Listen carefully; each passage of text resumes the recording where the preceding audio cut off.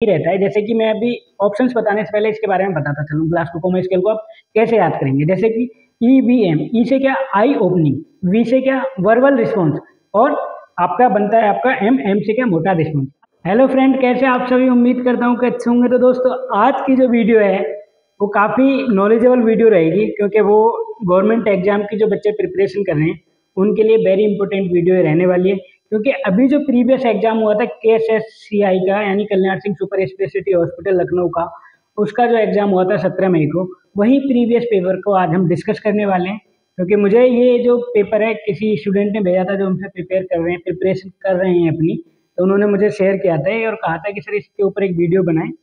और जिस स्टूडेंट ने मुझे पेपर शेयर किया है उनकी इंस्टा ID मैं डिस्क्रिप्शन में डाल रहा हूँ। अगर आपको उनसे कुछ पूछना है उनसे आप डिस्कस कर सकते हैं, उनसे बात कर सकते हैं। तो स्टार्ट करता हूँ आपका ज़्यादा समय ना लेते हुए, पहले सवाल की तरफ चलते हैं, जो कि क्वेश्चन नंबर 1 क्या कह रहा है, जो कि KSSCI के जो एग्जाम में पूछे गए सवाल थे। मैं आपको इस बार इसलिए बार बार ये बोल रहा हूँ, पेपर है हमारा जो क्वेश्चन पेपर अभी हुआ है उससे ये सवाल हैं, और वही पेपर एज इट इज मैं आपके सामने लेके आया हूँ। तो स्टार्ट करता हूँ पहले सवाल की तरफ से। तो दोस्तों क्वेश्चन नंबर 1 कह रहा है Glasgow coma scale GCS has all except. Glasgow coma scale जो होता है वो इनमें से सभी हैं लेकिन एक को छोड़कर, क्योंकि एक्सेप्ट पूछा है। अब ग्लासगो कोमा स्केल आपने पढ़ा होगा, आपने देखा भी होगा। ग्लासगो कोमा स्केल क्या है, न्यूरो वाले पेशेंटों में ज़्यादा यूज करते हैं उसका देखने के लिए, पेशेंट का रिस्पॉन्स चेक करने के लिए, और ICU में भी ज़्यादातर देखा जाता है। पेशेंट ICU में जब पेशेंट एडमिट होता है तो उस समय भी इस चीज़ को GCS का स्केल चेक किया जाता है। GCS बोले तो, ग्लासगो कोमा स्केल बोले तो क्या होता है। EBM देखिए आपने, अभी अभी इलेक्शन हुए तो EBM मशीन के ऊपर काफ़ी सारे सवाल उठाए जाते थे। तो EBM जो रहती है हमारी, इसका टारगेट यही रहता है। जैसे कि मैं अभी ऑप्शंस बताने से पहले इसके बारे में बताता चलूँ, ग्लासगो कोमा स्केल को आप कैसे याद करेंगे। जैसे कि EVM, ई से क्या आई ओपनिंग, V से क्या वर्बल रिस्पॉन्स, और आपका बनता है आपका M से क्या मोटा रिस्पॉन्स। अब चलते हैं इसके ऑप्शंस पे। तो ऑप्शन ए है वर्बल रिस्पॉन्स, ऑप्शन बी है सेंसरी इंपेयरमेंट, और ऑप्शन सी है मोटा रिस्पॉन्स, और ऑप्शन डी है आई ओपनिंग। तो मैंने जैसे कि आपको बताया अभी जो बुक में लिखा हुआ है थ्योरी, ग्लासगो कोमा स्केल को आप EBM करके भी याद कर सकते हैं। तो उसके अकॉर्डिंग देखा जाए तो एक्सेप्ट पूछ रहा है, तो option number B sensory impairment इसका राइट रहेगा, क्योंकि इसमें क्या क्या इंक्लूड होता है, वर्बल रिस्पॉन्स, आई ओपनिंग और मोटा रिस्पॉन्स इसमें इंक्लूड रहते हैं। जो नहीं रहता है वो क्या रहता है, सेंसरी इंपेयरमेंट। क्वेश्चन नंबर 1 का option number B is the right answer. चलते हैं अगले सवाल की तरफ। अगला सवाल है non invasive method of estimating arterial oxygen.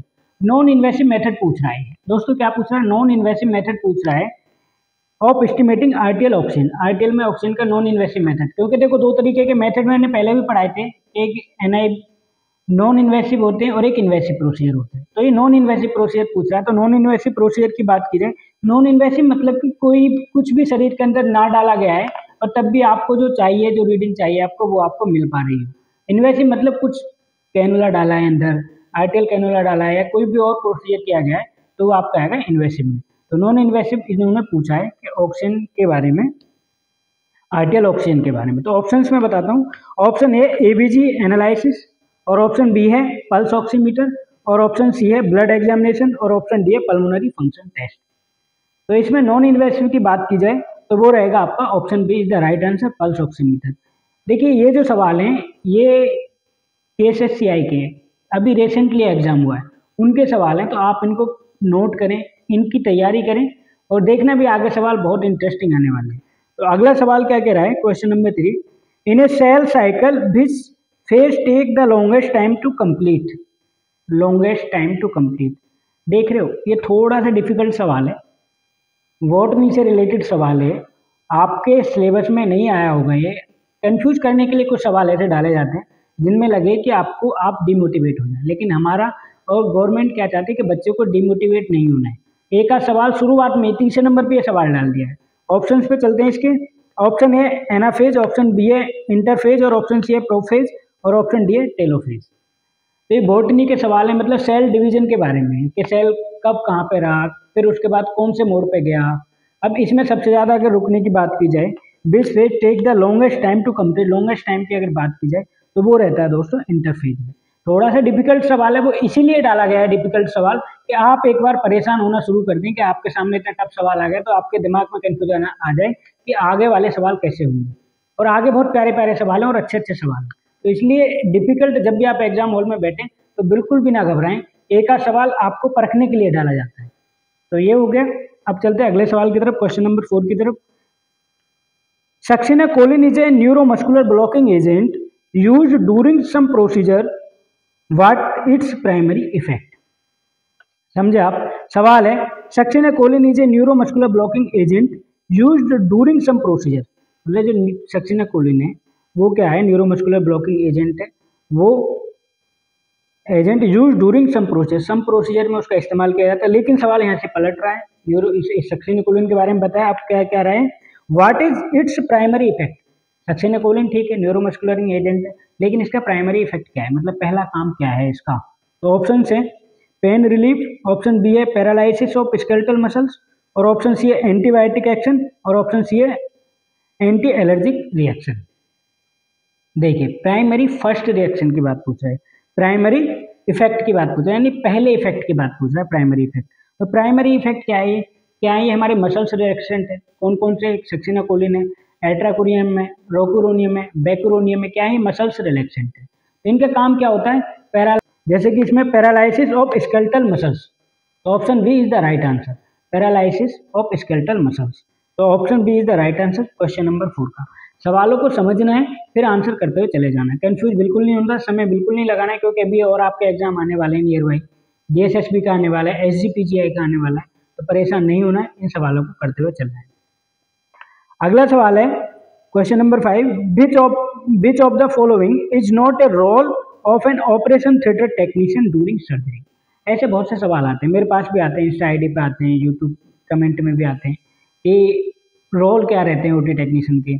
तो इनमें देखो, इसमें सवाल में क्या पूछा? Is not a role of an operation theatre technician. इसमें क्या है कि ऑप्शन दिए गए, इनमें से एक रोल ऑपरेशन थिएटर टेक्नीशियन का नहीं है।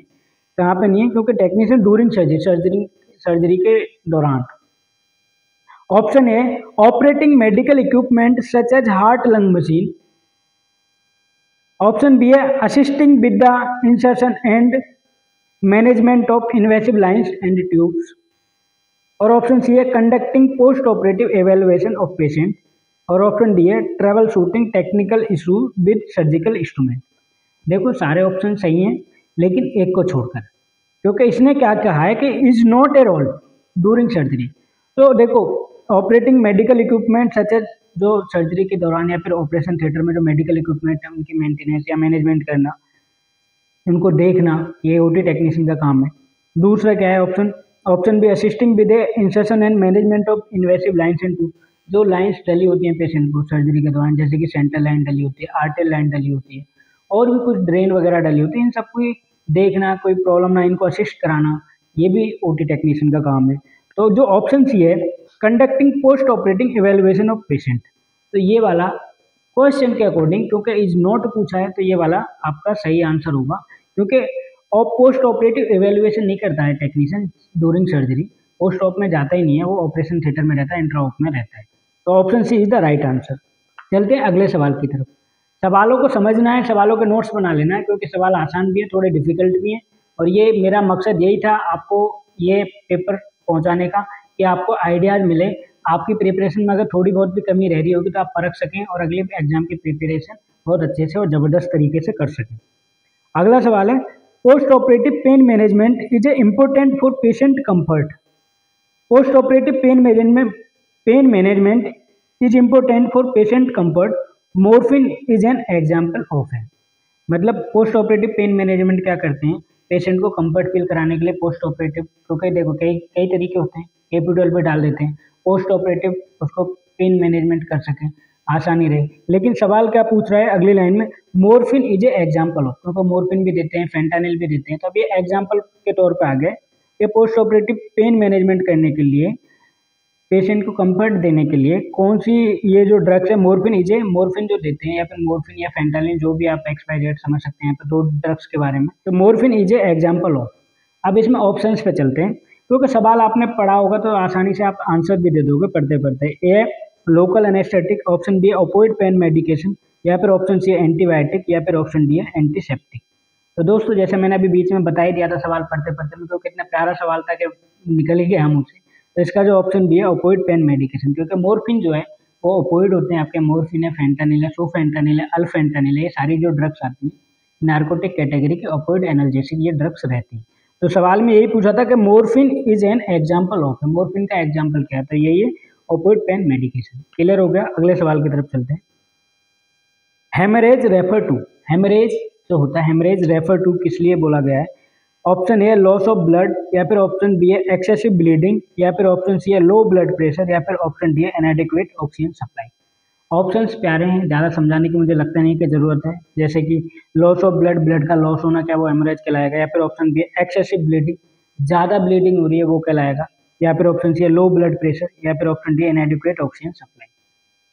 तो इसमें जो ऑप्शन बी है एक्सेसिव ब्लीडिंग यानी ज़्यादा ब्लीडिंग होना, वो हेमरेज को रेफर करता है। ये इनके आंसर की के हिसाब से भी यही आंसर सही है, लेकिन मेरा अगर मैं अपना थोड़ा सा आइडिया दूँ कि मतलब मैं अपना ओपिनियन बता रहा हूँ, आइडिया नहीं दे रहा हूँ मैं आपको। ऑप्शन इस क्वेश्चन पेपर के अकॉर्डिंग और उनके आंसर की के अकॉर्डिंग ये option B is the right answer है, एक्सेसिव ब्लीडिंग। लेकिन लॉस ऑफ ब्लड भी कह सकते हैं, मतलब ऐसा नहीं है कि वही 100% सही है, लेकिन नियर बाई वो है। लेकिन लॉस ऑफ ब्लड भी आप कहा जा सकता है, लेकिन अकॉर्डिंग बुक और इनके excessive bleeding is the right answer. चलते हैं अगले सवाल की तरफ। In head injury patient mannitol is given to, जो हेड इंजरी वाले पेशेंट होते हैं तो मैनिटोल जो देते हैं वो मैनिटोल इज गिवन टू, तो क्यों देते हैं?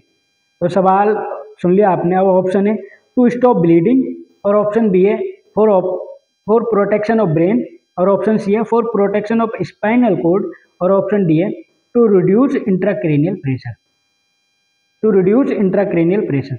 दोस्तों मैनिटोल आपने देखा होगा, आपने कई बार देखी भी है अस्पताल में, देख लीजिए, इमेज देख लीजिए बराबर में जो मैं दे रहा हूँ। डाईयूरेसिस में आती है मैनिटोल, इसके अंदर मैनिटोल ग्लाइसिन भी होती है, क्या करती है एडिमा को कम करती है। तो लेकिन अगर इन ऑप्शंस के अकॉर्डिंग चलोगे तो सबसे जो मेन काम है उसका टू रिड्यूस इंट्राक्रेनियल प्रेशर, जो इंट्राक्रेनियल प्रेशर को होता है उसको रिड्यूस करती है मैनिटोल। तो option D is the right answer, यही इनके आंसर की में भी है। चलते हैं अगले सवाल की तरफ। अगला सवाल है out of the 4 different types of metal listed below which is not an example of an element. देखो कितना कंफ्यूज करने वाले सवाल हैं, कंफ्यूजन क्रिएट करने वाले सवाल हैं, लेकिन सवाल अच्छे हैं, प्यारे सवाल हैं। केमिस्ट्री से पूछा गया है ये सवाल।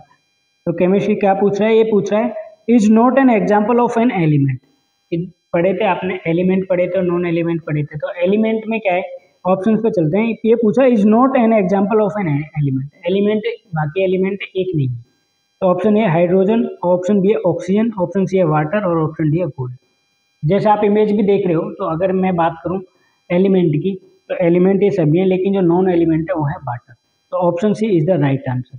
आप देख भी सकते हो, एलिमेंट दिख रहे हैं आपको पहले, फिर आपको नॉन एलिमेंट दिख रहे हैं। क्लियर है? चेक करने के लिए डाले जाते हैं ऐसे सवाल। अगला सवाल भी ऐसा ही है। व्हाट फॉर्मूला और लॉ और principle refer to the partially pressure of a gas. सवाल ये है पार्शियल प्रेशर ऑफ गैस का पूछ रहा है। ये सवाल जो है ये याद करने वाले होते हैं, इनको समझोगे क्या, इनको पढ़ोगे, ये फिजिक्स का सवाल है। ए ऑप्शन पे चलते हैं। ए बॉयल्स लॉ, ऑप्शन बी है हेनरीज लॉ, और ऑप्शन सी है पास्कल्स प्रिंसिपल्स, और ऑप्शन डी है कोइसेकुल लॉ। तो इसका जो राइट आंसर है वो है ऑप्शन बी, और ऑप्शन बी है इसका Henry law. Law of gases का समझ आ गया। अगले सवाल की तरफ चलते हैं। What is purpose of an arterial line catheter in the operation theatre. ये पूछ रहा है कि वो पर्पज क्या है जब आर्टियल लाइन डालते हैं ऑपरेशन थिएटर के अंदर या फिर आईसीयू के अंदर पेशेंट के, उसका पर्पज क्या है, क्या कारण है, क्यों डाल रहे हैं हम आर्टियल लाइन, उसके साथ ट्रांसड्यूसर भी अटैच कर रहे हैं, ट्रांसड्यूसर भी बना रहे हैं, सारी चीजें बना रहे हैं, कर क्यों रहे हैं ऐसा, पर्पज क्या है? तो यही हमसे सवाल पूछ रहा था। ऑप्शन क्या है? Option A to deliver fluid and medication directly into the blood stream. तो क्या मतलब fluid and medication directly into the blood stream पहुंचाने के लिए हम आर्टियल लाइन डालते हैं। या फिर ऑप्शन बी है to monitor the patient blood pressure continuously, या फिर ऑप्शन सी है to administer local anaesthesia at the surgical site, या फिर ऑप्शन डी है to measure the patient core body temperature. तो इसका जो राइट आंसर है दोस्तों, हम आर्टियल लाइन क्यों डालते हैं? Beat to beat BP check करने के लिए, ब्लड प्रेशर चेक करने के लिए बीट टू बीट। तो इसमें जो ऑप्शन बी है to monitor the patient blood pressure continuously, यानी कंटिन्यूसली ब्लड प्रेशर हम देख सकें, इसलिए आर्टियल लाइन को डाला जाता है। Option B is the right answer. चलते हैं अगले सवाल की तरफ। What is the purpose of a surgical scrubbing sink in the OT? देखते स्क्रबिंग सिंक के ऊपर कभी सवाल देखा था, लेकिन KSSCI वालों ने सवाल डाला है, काफ़ी इंटरेस्टिंग है। लोग लाइटली ले लेते हैं हर चीज़ को, लेकिन लाइटली लेने की बिल्कुल आवश्यकता नहीं है। तो सवाल यही कह रहा है हमसे कि what is the purpose of a surgical scrubbing sink in the OT? जो सर्जिकल स्क्रबिंग सिंक होती है ऑपरेशन थिएटर के अंदर, उसका काम क्या है, क्यों है वो? तो option A, to wash and sterilise surgical instrument, क्या इंस्ट्रूमेंट को स्टरलाइज करने के लिए होती है वो। या फिर to provide a place for surgeon and staff to scrub their hand and arms before surgery. या फिर ऑप्शन सी है, to clean and disinfect the operating room after a surgical procedure. या फिर ऑप्शन डी है, to prepare solution for sterilising surgical equipment. दोस्तों, आपने options आपके सामने स्क्रीन पे, ज़्यादा समय देने की जरूरत नहीं है सवाल को, बड़ा ही आसान सा है। वही है इसका, to provide a place for surgeon and staff to scrub their hand and arms before surgery. तो option D is the right answer. Clear है? क्योंकि ज़्यादा आसान सवाल है तो आसान सवालों को थोड़ा कम समय देंगे, थोड़े से टफ पे ज़्यादा देंगे। अगले सवाल की तरफ चलते हैं। Calibration refer to the process of, calibration का जो प्रोसेस है वो किस लिए रेफर किया गया है? तो ऑप्शन है स्टरलाइजिंग इंस्ट्रूमेंट, या फिर ऑप्शन बी है डिसइंफेक्टिंग सरफेस, या फिर ऑप्शन सी है ensuring accuracy of medical equipment, या फिर testing for a latex allergy. अब कैलिब्रेशन है, कैलिब्रेशन को हम कैसे समझेंगे? कैलिब्रेशन को हम कैसे समझेंगे? कैलिब्रेशन के बारे में पूछा गया है जो रेफर किया। कैलिब्रेशन ऑप्शंस तो आपने पढ़ लिए हैं, समझ भी लिए हैं, और ऑप्शन आपके सामने, आपने जवाब भी दे दिया होगा। अगर आपने जवाब मुझसे पहले दे दिया तो आंसर जरूर बताएं कमेंट बॉक्स में, इसका आंसर ये है। लेकिन इसको पहले कैलिब्रेशन, कुछ साथी ऐसे भी जो नए जुड़े हैं हमसे, जो अभी तैयारी करेंगे, वो भी इस वीडियो को देख रहे हैं, तो उनके लिए कैलिब्रेशन को थोड़ा सा क्लेरिफाई करते चलें कि कैलिब्रेशन क्या काम करता है। कैलिब्रेशन का मतलब कि जैसे तराजू, देखिए तराजू वजन करने के लिए जाते हैं, वजन करने के लिए जाते हैं मेडिकल मतलब हॉस्पिटल में, तो आजकल वेइंग मशीन आ गई। तो उसमें क्या है, अगर तराजू के अंदर किसी का वजन करना है और आप उसमें पहले 10 kg वेट और डाल दोगे उसके पास, फिर उस बंदे को बिठा लोगे, अगर वो 50 kg का बंदा होगा और 10 kg उसमें ऑलरेडी डला हुआ है, तो क्या होगा, 60 kg होगा, 60 kg हो जाएगा। तो रीडिंग एक्चुअल नहीं आएगी, सही रीडिंग नहीं आएगी। तो कैलिब्रेशन भी एक वैसा ही प्रोसेस है कि सारी चीज़ों को, मशीन को कैलिब्रेट करना, उसको जीरोइंग करना, कि अब जो आगे रीडिंग आएगी वो एकदम एग्जैक्टली राइट रीडिंग रहेगी, वो सही रीडिंग रहेगी। तो कैलिब्रेशन मशीन इसलिए करते हैं कि जो रीडिंग एक्चुअल वाली जो रीडिंग है, जीरो करके देगी वो आपको, उसके बाद जो एक्चुअल रीडिंग है वो बताएगी। तो कैलिब्रेशन वही है। तो इसका जो ऑप्शन सी है, ensuring accuracy of medical equipment, तो डेफिनेटली यही right answer option C. Clear हुए? चलते हैं अगले सवाल की तरफ। Surgical removal of entire lungs, surgical removal की बात कर रहा है, एंटायर लंग यानी पूरा लंग्स अगर निकालना है तो उसको क्या नाम देंगे?